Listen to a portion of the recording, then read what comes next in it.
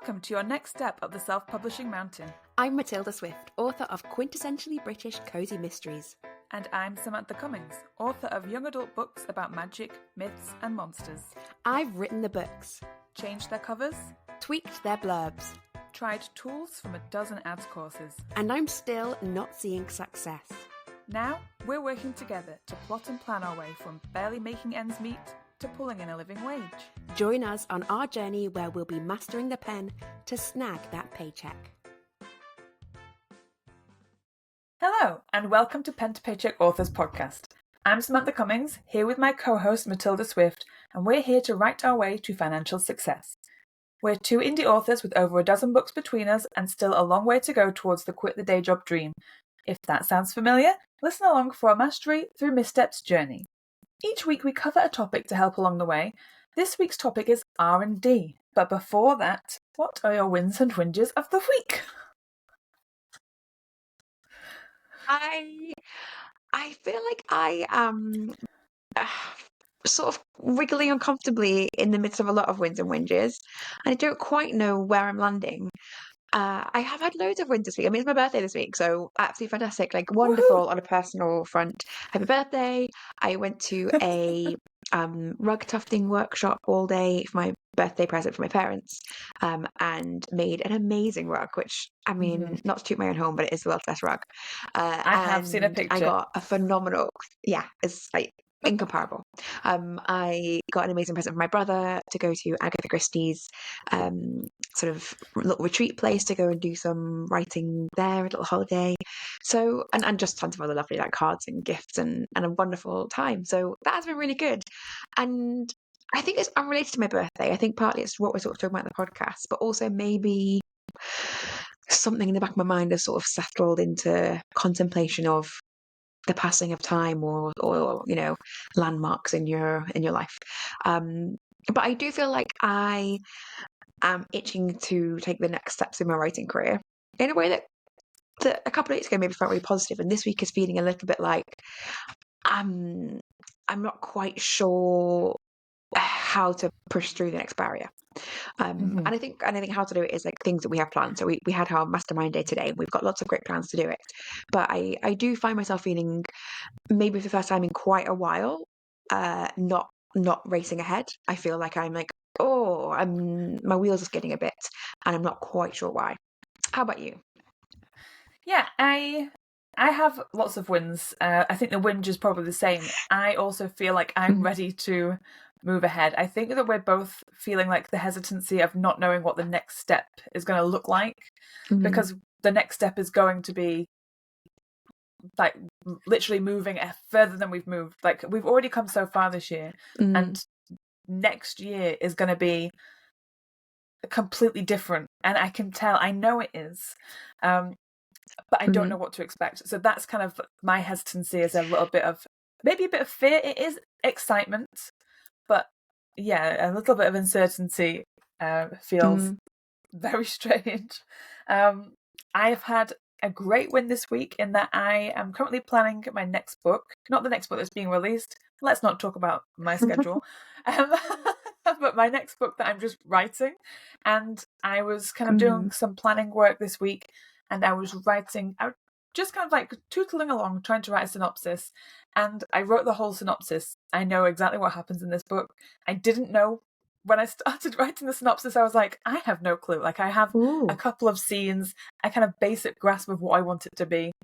But I sorted out my X meets Y, and I picked some tropes that I was really looking to get into the book. So I already had the vibe. And then I wrote the synopsis, and yeah, I like completely, I feel like I've nailed it. I'm so excited. And this is a big week for our modesty. We just left it in the dust. Yeah. Like, goodbye, modesty. We are fantastic. You know, like sometimes you come up with a story idea and you think like, maybe I can make this work, but I really think I can make this work. There's no maybe. I think that this is, when it eventually comes out in like 2030, it won't be that long. I think it's going to be the next big thing. Gotta believe in yourself. That's so exciting. I'm just very excited to write it. I haven't written a new book since I think I did write a book this year, to be fair. I'm kind of telling myself short, but I feel like I've not started a new big project for a while. So I am very excited to be getting back into the writing groove very soon and getting back into my daily writing schedule, because I've not been writing. I've not even been editing recently. That's also starting soon. So yeah, I'm just getting back into the creativity of it all, rather than the musing and the looking at my wall of plans and kind of standing back like, yeah. So moving forwards, feeling good. Yes. Fantastic. And that's kind of what we're looking at today. And I think it's an interesting topic, because I think when we originally planned it, we don't plan that far ahead with these. We try and kind of plan for the next month ahead, factoring in what we're going to be dealing with and what we think is going to be a big topic for us that we want to kind of tackle. And this one, I think, interestingly, maybe of all the topics that we've done, is the one that I feel like maybe we changed our minds most on since we first planned it. I think we're in both quite a different place. So the topic today is R&D, as in research and development. And can you tell us a little bit about maybe what that means to you as an author, and what we might have originally meant it to mean versus what we might be talking about today? I love that you assume I'll definitely know all the details. So for me right now, R&D means being in the author's seat where you're not big deal. People aren't really looking at you too much. And it's the free reign and that feeling of being able to test things out, be it like the frequency of your emails or the types of things you put on social media, or even the processes that you're doing, like your writing processes, or all of that stuff. It's being able to pick up and change those things to see what suits you best. And once you're at the point where you're doing this full time, I don't think you get that opportunity really because you just got to keep moving forwards at that point. I don't think you get the opportunity to sit down and think about whether you could change your processes, or change what you're posting on social media if people are expecting particular things from you. Right now, nobody's expecting anything. I was going to swear, I didn't. They're not expecting anything from me, and I'm really trying to lean into that feeling of freedom of being like, well, like I can change up what I'm posting on Instagram, and I have been. Yeah, so that's what I feel it means. That's what it means to me. Whether that's what it was supposed to mean originally, I'm just going to have a quick look back and see.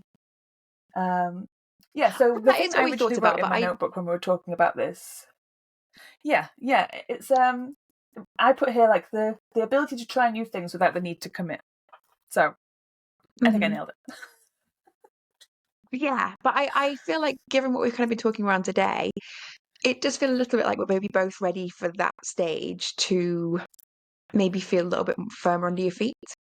And I don't know if that's correct. I think that might not be the stage that we should be at. I think I'm a little bit too ready at the moment to feel like, oh, I want to really focus on pushing forwards and making what feels to me like big progress. And maybe this episode is coming at the right time to kind of remind us of like, no, don't go in kind of full steam ahead on one track. Make sure you're still taking time for testing and developing. And definitely when we first thought about the topic, yeah, it was about, without feeling like there's any compromise in it, you can completely change what you're doing. And that might change your long-term plans, but it's not having impact on anyone else that you need to factor in. Because you could say tomorrow, I'm going to become a romance author. I'm just going to become a romance author for the next 3 months to see how that goes for me. And it's not necessarily saying if you were a big author in your genre and you decided, I want to try romance, you would either have to set up a pen name, and really keep it secret, or make the decision to whether to keep it secret. You would have to maybe change your publishing schedule and have some explanations to make over that. It's like there would be a lot of considerations, whereas right now we don't have that. And it's a big change. I think we were talking initially about things like you could change your writing processes, and if that changed your speed of releases, fine, who's going to notice? And you could change your socials, and you might get a few people commenting, oh, what a different look from you. And then that's it. There'll be no other consequence. There would be no factoring in of having to deal with people's, feelings around something. So that is positive. I think maybe it's not my feeling like I want to be out or I am out of an R&D phase. I think for me, I feel like I've spent all year testing stuff, and I'm now ready to narrow down to a few things I'm good at. That's because that's what we're talking about today a lot, and that's kind of our next phase, is trying to get out of maybe the experiment phase and start getting some solid results. So Yes. thinking about that then is a good reminder to say, like, how do we keep the R&D feeling within that desire to be pushing ahead to something more concrete and productive.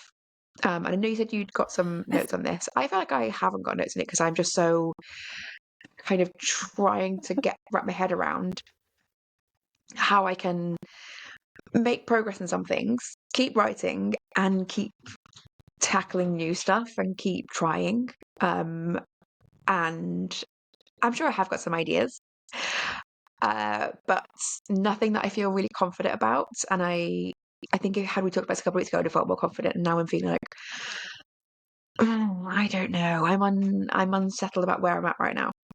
What sort of ideas have you got? Yeah, I think that it's more just mentality and mindset. And I know I feel like I say this every week, like it's all mindset, but R&D is mindset because it means not like judging yourself for making a mistake. And I think that even when we are more established and we maybe aren't as flexible with what we're doing, having that mindset of, well, okay, so this book didn't launch like I thought it was going to. Like maybe like we get to a point where we launch a book and it's like number 1 first day at release, and we had like 100, 200 ARC people and like pre-orders and all this stuff, and it was all going so well. And then the next book that we release doesn't do that. I think whilst we are practicing this R&D mindset now, hopefully it will mean that when something like that comes up, and we'll talk more about this next week, I think, in next week's podcast, but it's just building in that practice to look at everything as an opportunity to learn and not be scared if the outcome's different. Does that sound a little bit too woo-woo? I feel like no, because I think felt really, like I was yoga talking. I think really there is a way of thinking about as R&D rather than thinking as like throwing spaghetti at a wall. I think R&D is more systematic. So you might say, I saw the results from book 1. With book 2, I want to try and retain my existing audience while using it as a gateway into a new series or whatever it is, like, or have a crossover section. And you might say, I've done this because I've researched other authors in a similar genre and know that I could have some shared points with them and can have a shared audience with them. And I'm going to develop my own series to have a wider reach. And it might be that it does flop. And then you say, okay, that didn't work. And I think the reason why we call this episode R&D is trying to make sure we're thinking about it as a process. Like, literally think about how to do the research and how to develop your work based on that, rather than getting stuck in a rut or feeling like you just have to like guess and experiment wildly.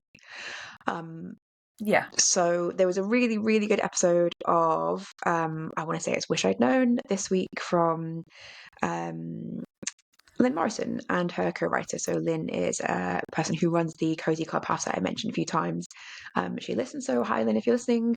And it was a great episode talking about the process of going from writing 1920s to writing Regency mysteries, and kind of how she had spotted the trend, how she researched it, how they developed the idea, and how they got it out to certain specific deadlines to meet what the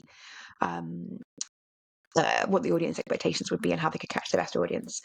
And Lynn's got a popular 1920 series. She's already got an oil tanker going in one direction, and it took her quite a bit of decisiveness and agility to be able to shift her oil tanker, and add extra books to her schedule for that year, and took bringing somebody else in, and just feeling confident enough in her processes that she could do that. So that was a really good podcast, and I will link to that. Let me just make a note of that, because I think it was a fantastic listen. And I think it's maybe that's what I'm chafing against with this week's topic, is that when I originally thought about it, when we originally kind of planned it, in my head it was like, oh, just make sure we're trying different things and make sure that we're not getting stuck in a rut. And actually what I want it to be is, can I make sure that I am always being deliberate in my experimentation, and trying new things with like metrics that I'm looking for, because I have been for a while maybe a bit too try something, it doesn't work, abandon it, come back and like try something different, and then abandon that and come back and try something Yeah. different. And that's been fine because I wanted to experience lots of different things. I wanted to try different ad platforms, try different social techniques, try different newsletter things. And that has felt useful to give me a chance to kind of try lots of different aspects of self-publishing. And now I want to make sure that I am utilizing my time more strategically and giving myself very set targets and metrics to review things, and deadlines for review and decision points. So that, I think, is where I'm just trying to solidify the idea of R&D, and in a way that I have not before. Does that make sense?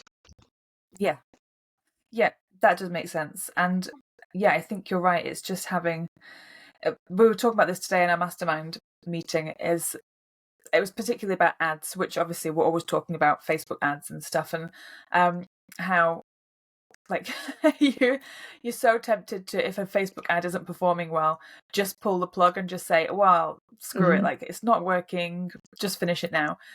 And I know myself that they take at least a month to actually start working properly.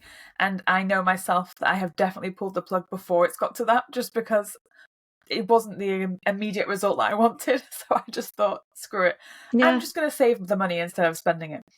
And so that's making decisions that are not based on anything other than how I felt at that time. Because I was optimistic when I pushed deliver the ad. And then when I came to look at the stats, they made me feel not as optimistic. And instead of thinking like, well, on my schedule, I've got to run it for another 3 weeks, and then when it finishes, then I'll assess it.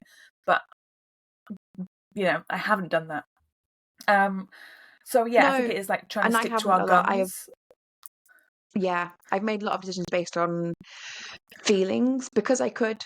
And we were talking as well earlier today about, I have done a lot of things that were kind of experimental and chosen specifically because the budget for them was an amount that I wouldn't have to really think about. Like, I've done a lot of small things, just tried different ad platforms or different, promotional options, where the cost of them could be absorbed by my day job. And I have not yet, and I have definitely talked about it many times, and I feel a lot of resistance to myself to doing it. I have not yet made a strategic plan for like, I'm going to spend this much money on this thing over this long to have this desired result, and these are my KPIs, and this is my my strategic decision. And that, it feels horrible to me, like that, which is annoying because like a large part of that's my day job, and I don't know if it's because it's annoying because it's my day job that I don't also want to do it in my writing, but also a large part of it is because I have to have more belief in myself than I really do right now. To experiment with things, you don't have to believe you're going to be successful because you're just trying. But to really invest and measure and know whether you met a goal or you failed to meet a goal and assess why, you have to factor in that one of the reasons why might be that your book isn't how you want it to be. And I think I let the fear of that overshadow everything, and I let myself think of that as like the default problem with anything that I think I shouldn't try that because what if the book's not very good, and it's pointless, right? And it's not even pointless, it's it's does no one any use, right? Because it's not true. And even if the book is awful to some people, it will be fantastic to some other people. Like, I'm not looking for everyone to like the book, and I'm not looking for everyone to like me if I'm looking at like social media posts or newsletters. The only thing I'm looking to do is find the market for this book. And when I say this book, I mean whatever book I'm advertising at the time. I've got a few different books. So yeah, it takes a lot of everyone drink mindset. It takes a lot of like mindset to Yeah. go from experiment to R&D. And I think it's a bigger jump than I had really thought about. Yeah. Yeah. I think it is a bigger jump. You kind of think that, you think that you're going to progress naturally, and you do progress naturally in anything that you do, and the more you do it, the better you get, etc., etc. But there are ways that you can make that progress quicker, and sometimes, well, that is just like doing something you're scared of. And I think we're both at that stage where we have to do something we're scared of, and I don't know like, I don't know what that means. I don't know what I'm supposed to do, but I definitely know that there's some fear holding me back from something like that. I know that I haven't advertised my new book. I was so excited. I was doing loads of stuff before it was released, and I've done the thing that I said I was never going to do again, which was, once it's published, just forget. Like, just be like, well, people will find it. And I know that's not how it works. And I think the fear got to me, and I still had the mentality of for you? throwing spaghetti against the wall, not the mentality of I don't understand my own fears well enough, I don't think. I don't know if it's a fear of spending more money, which is stupid because I put money aside for every month for ads. Like, it goes into a separate account, so I've got the money to spend. I don't know what I'm scared of. But once you spend it, it's there's spent, definitely a right? block, And so it's like, yeah. I think I need to do some digging on that, because it's definitely something that, as soon as the book was released, I kind of wanted to run away from it, and I don't know why, because I love it. I love the book so much. I don't know, maybe I was just tired. I don't know. Maybe I just got a little bit sick of my own voice talking about it. But you can't get sick of your own voice. So we were looking today at a trad published author, and kind of trying to look at her posts, and she's someone who, on social media, on Instagram specifically, just posts constantly and in a way that's very achievable, very doable.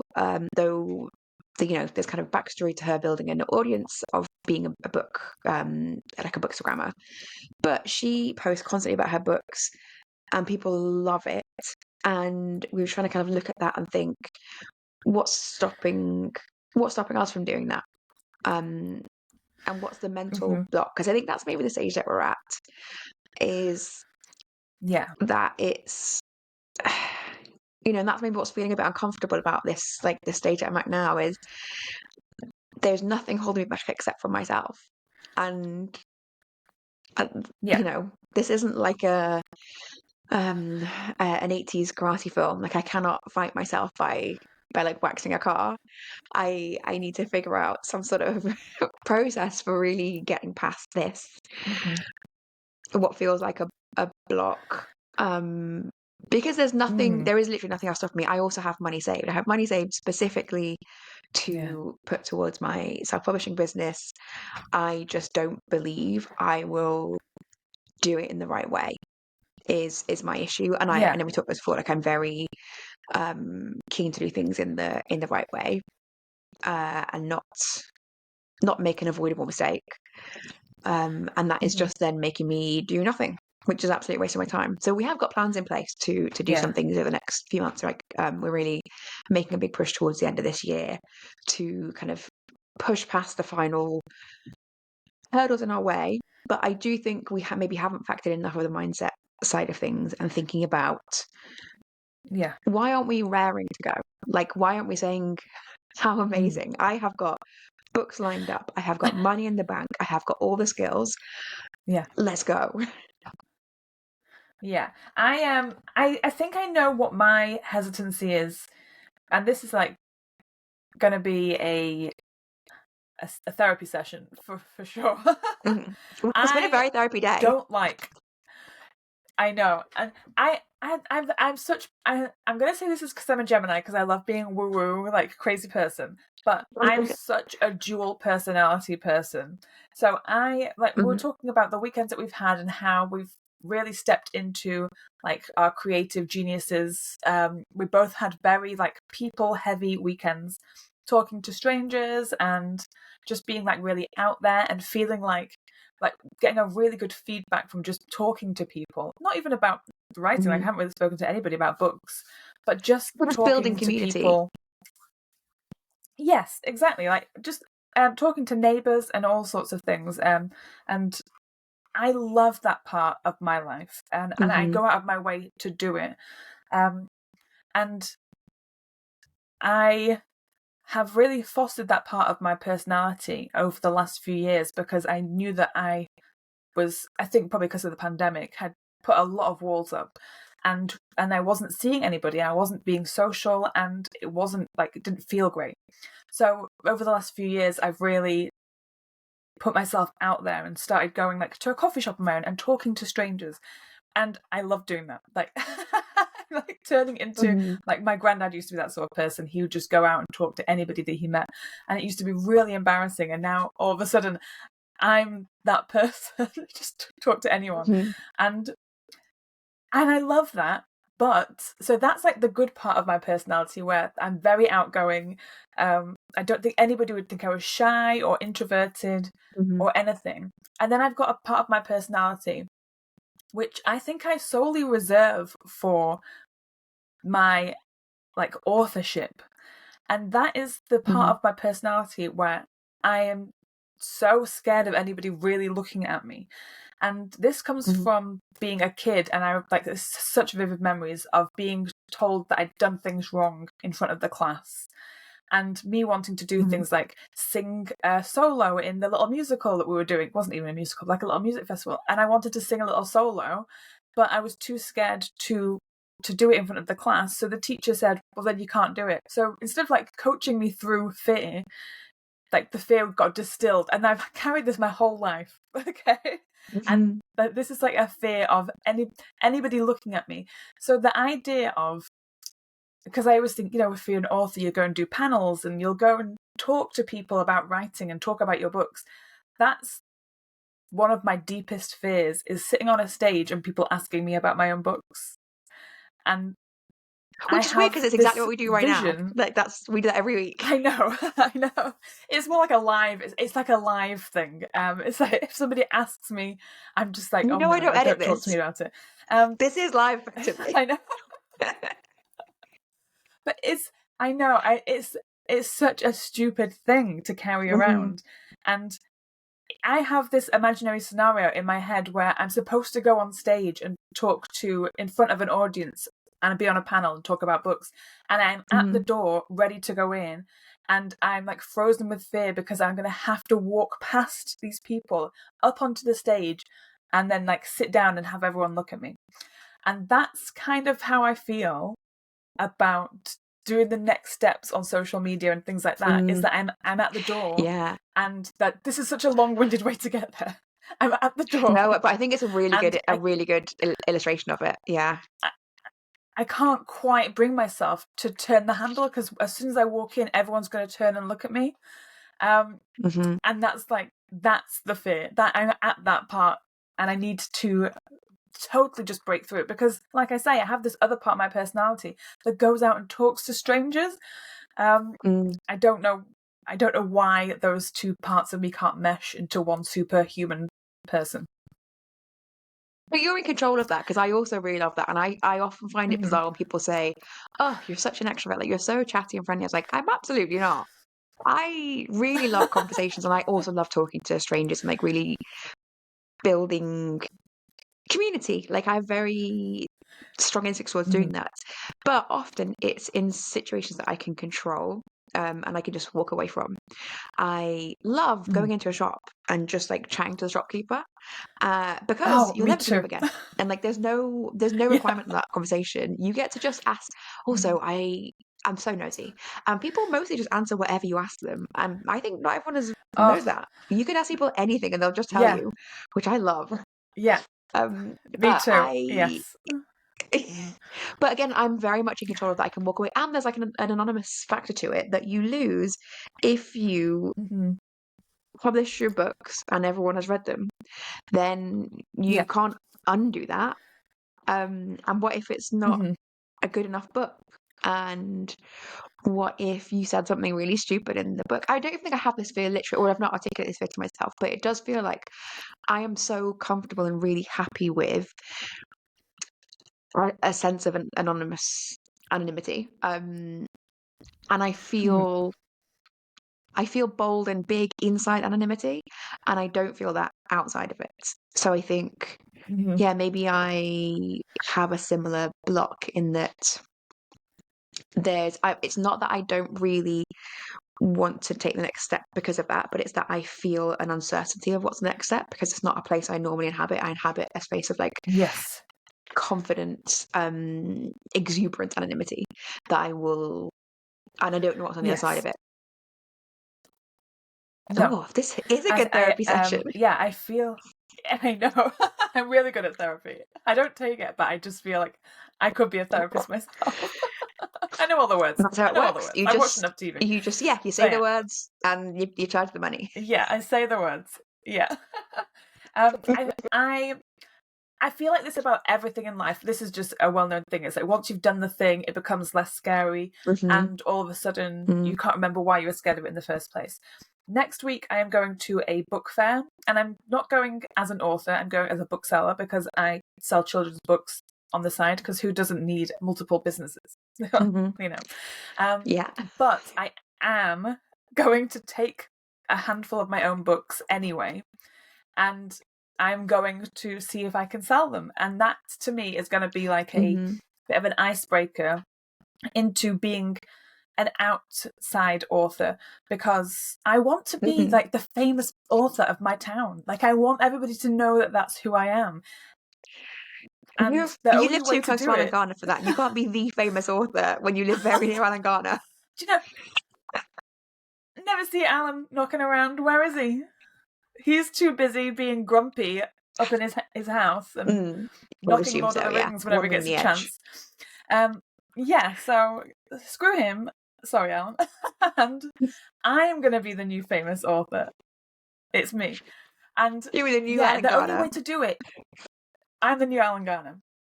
And the only way to do it is to do the thing and do the scary thing and dress like Alan Garner Yeah, I and mean, show just so up. you know, I am going to put links to Alan Garner in the show notes just in case everyone doesn't know who he is. He mostly wrote kids' books when we were kids, but he now writes adult books. And he is an unbelievably good writer, very well respected. And we're not knocking Alan Garner, both big fans. Yes. But just in case, I think he's maybe less Yeah. common in America. So I'm going to put a link here just so everyone knows who we're talking about and maybe how little resemblance Sam bears to him. Well, could be related. No, there's no way. Yeah, so I think that I need to do that thing and be scared, because I have done things in the past like this. So I have been to an author event before, and before I went, I mean, I cried because I was just so stressed out about it, and I just thought, I don't think I can do this. I just need to go home. Mm-hmm. And my boyfriend was like, didn't understand why I was crying. I was like, I can't be an outside person. But I did it, and it was so good. But I haven't done anything, and I think it's like you've got to keep your foot on the gas. I haven't done anything for like 2 years where I did like anything like that, and so I've crawled back into my shell, and the fears have resumed their stalking of my mental hallways. So I'm really hoping that I can push through this week.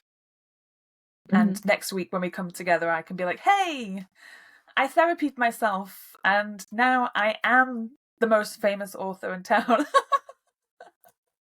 Yeah, now I have beat Alan Garner in a thumb war, and I Yeah. own Uh-huh. all the literature. Yeah, Mm-hmm. yeah. Yes. I Do you think have any kind of this has plans been for this? for overcoming my fear. I think it's just talking about it. Actually, I think I just hadn't. Mm-hmm. I hadn't really.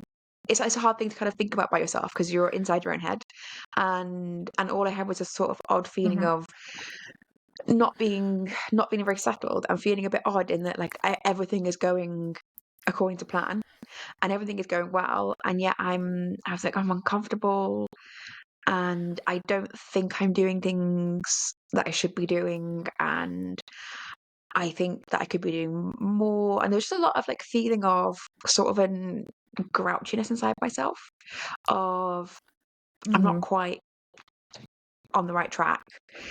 Uh, and I think it is this. I think it's kind of this thing where I have felt like every single week we've just been growing, growing, growing, growing, both, in terms of like actual progress, but also mindset.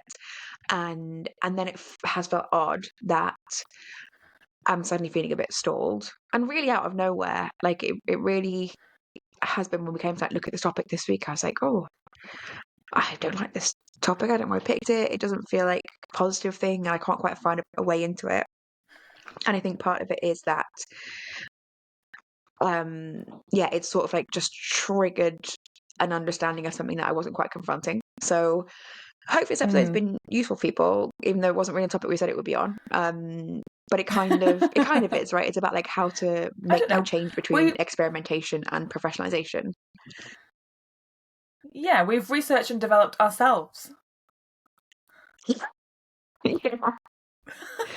Yeah, and really like thinking about having to approach things, thinking about having to approach change as a professional author, I think has really like Yeah. brought on thoughts about what that really means, because we were talking earlier Mm. about the Maggie Stiefvater threads post that has been about this week, where she was saying someone approached her, an amateur or a new author approached her at a literary event saying, oh, when do you finally kind of get to relax and rest as an author? And she was like, never.